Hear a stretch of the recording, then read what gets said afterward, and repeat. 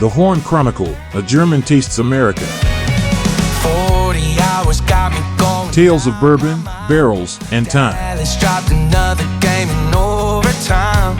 Called to take it speeding down to 65. You know where I'm going.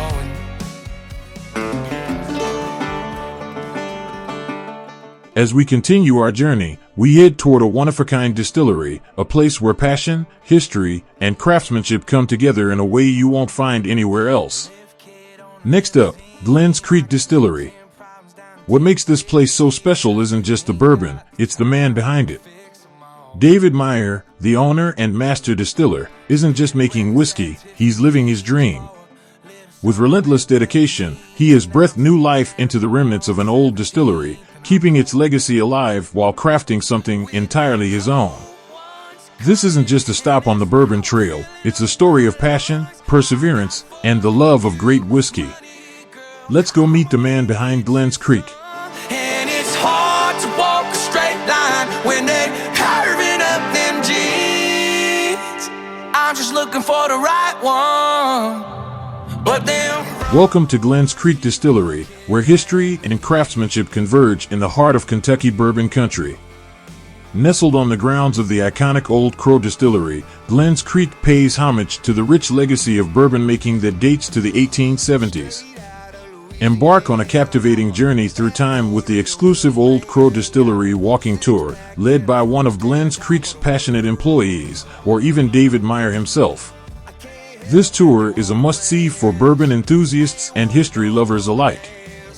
The Old Crow Distillery, once a bustling hub of bourbon excellence, faced challenges in the 1970s and 80s, ultimately leading to its closure. Glens Creek Distillery was born out of a desire to revive and honor that shared legacy. The Old Crow Distillery walking tour takes you through the historic buildings, where the echoes of master distillers once filled the air as they crafted top-shelf whiskey. Immerse yourself in the stories of the distillery's heyday and witness the remains of these timeless structures.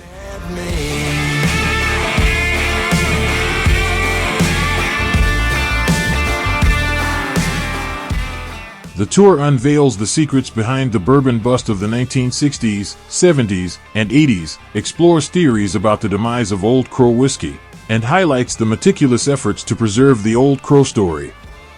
But that's not all.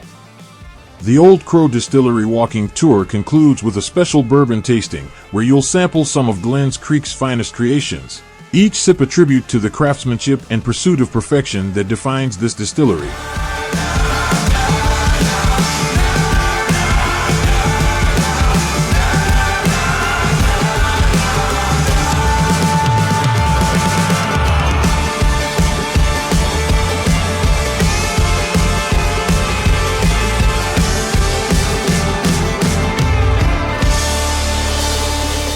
David Meier, owner and master distiller of Glens Creek Distilling, took an unconventional path into whiskey making. His background in manufacturing and efficiency, including time at Toyota, shaped his approach to distillation, blending precision with creativity. In 2014, he and his partners acquired the long-abandoned Old Crow Distillery, a site with bourbon roots dating back to the 1870s. Their mission? To bring it back to life, crafting whiskey with a mix of tradition, ingenuity, and hands-on experimentation. Glens Creek is known for its small batch, handcrafted spirits, including the award-winning OCD No. 5 bourbon, named U.S. Micro Whiskey of the Year in the 2023 Jim Murray Whiskey Bible. Meier's unorthodox methods and self-built pot stills make this distillery one of the most unique on the trail. Now, let's see how he does it.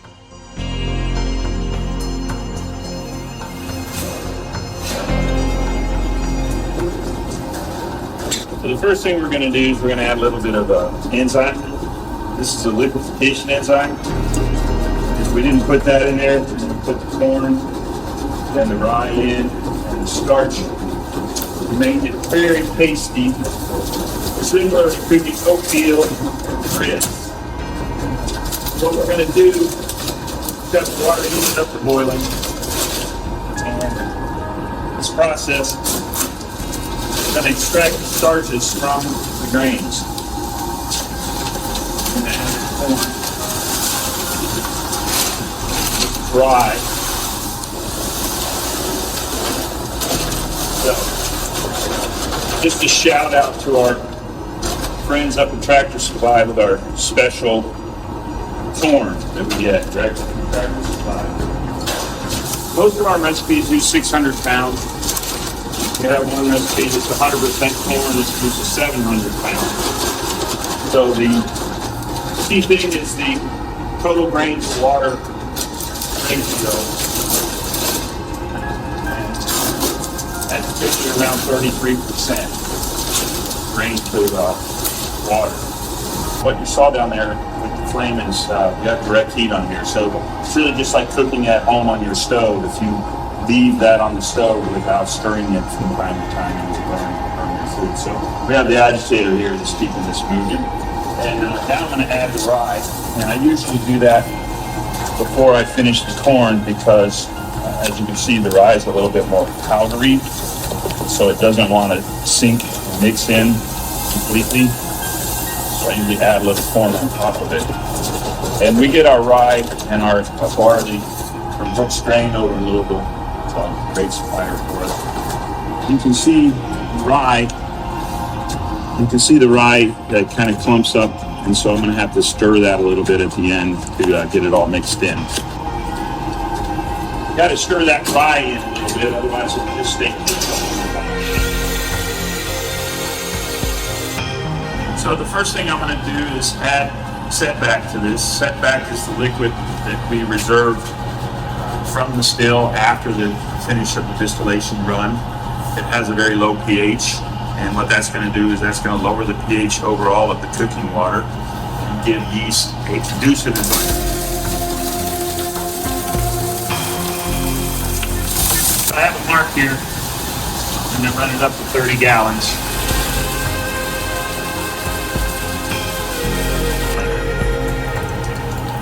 So the water in Kentucky, due to the limestone, has a basic pH about 7.8.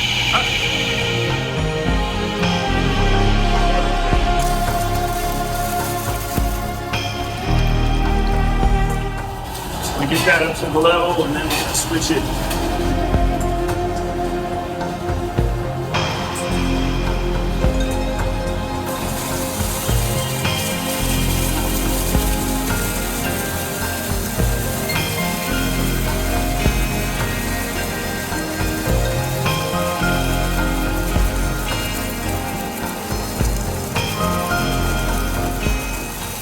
So one of the things that's really important in this process is the enzymes that we use to break down the starches into fermentable sugars. They are temperature sensitive, and it's hard to see, but I have a line right there showing that where we would like to be, and we're currently higher than that. So we're going to have to wait a little bit to add the barley into this until the temperature drops down.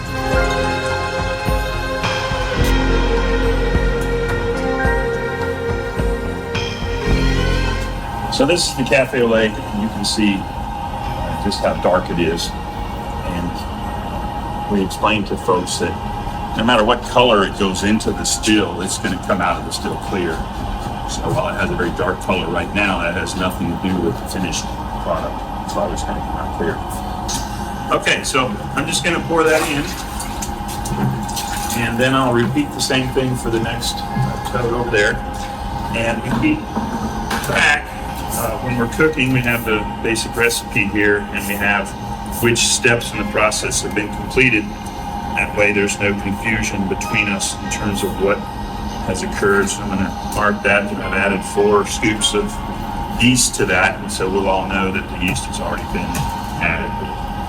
People have done it in a sensory for a long, long time before they understood really what yeast was. So that's pretty much it. We had the 4 scoops. Take a look at it a few hours from now, we'll probably notice quite a bit more activity as that yeast starts to do its job.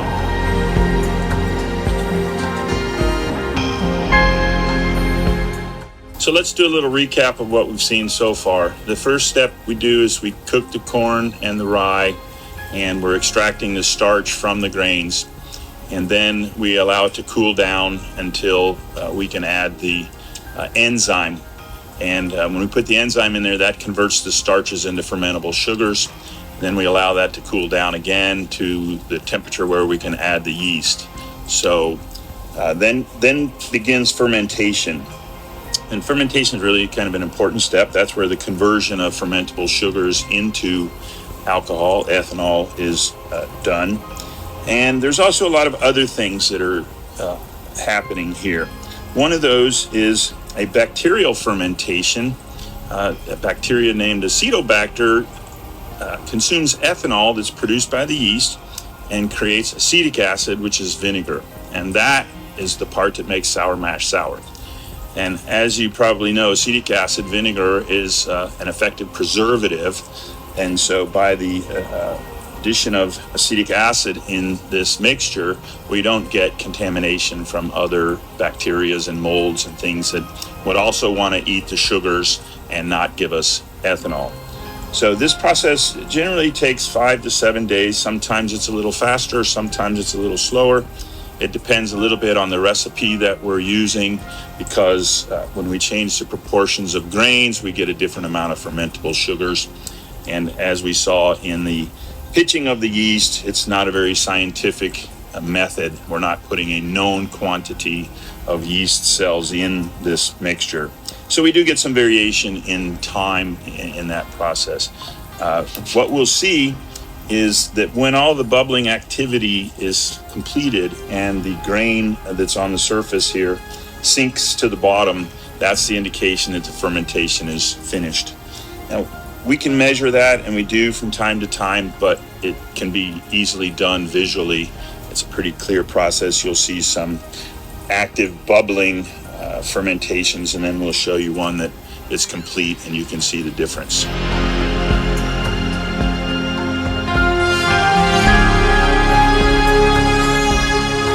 Okay, I'd like to explain the distillation process for you. What we use here at Glens Creek is pot stills. It's pretty old technology. It's been used for about 2,000 years or so, and it's fairly basic. This is the still. It's not running today, so I can touch it. It's not hot.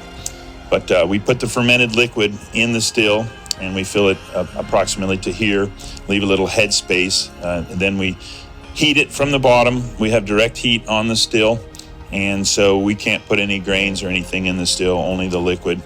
Then what happens as the still heats up, the vapor starts to climb up through the column here and comes over here into this tank, which is known as a doubler.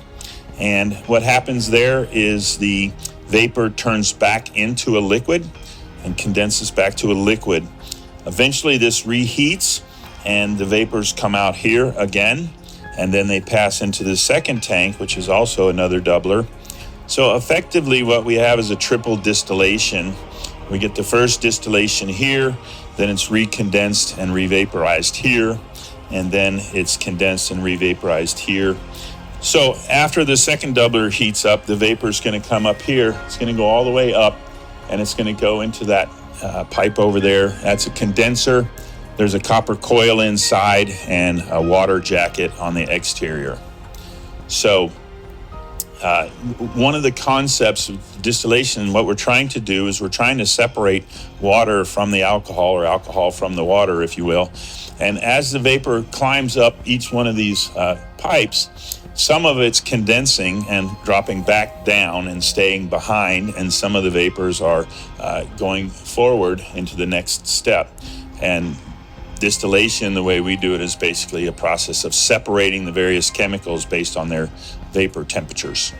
We have 4 different stills, and each still has a different capacity, but none of the stills has enough capacity to fill an entire barrel. So let's say, for example, we're running 2 stills today and 3 stills tomorrow. That would typically be enough to fill a barrel. So it takes about 2 to 3 days, depending on what's happened in the fermentation process and how many stills we have operating on any given day.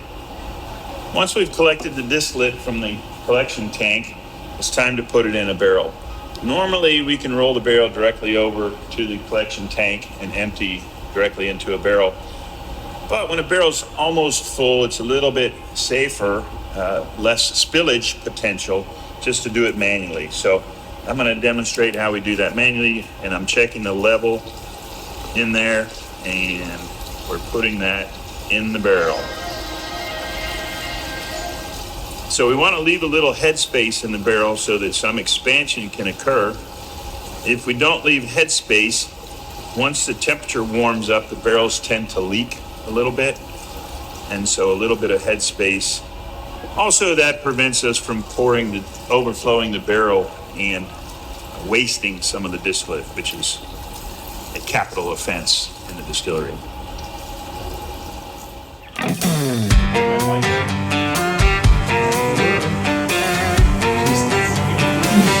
Notice I stopped at her. Catfish, caviar, South Florida cigar, stag rib, single action, falling down my chrome hearts, platinum on my teeth, and wagyu on my grill. David Meier is a fascinating man, and during our tasting, it was impossible not to be captivated by his detailed explanations and deep knowledge. Every word was filled with passion, making it a true learning experience. His dedication to the craft of distilling and his love for bourbon and the history behind it are truly one of a kind. This isn't just a job for him, it's a calling, and you can feel it in every sip of his whiskey. An experience you won't forget.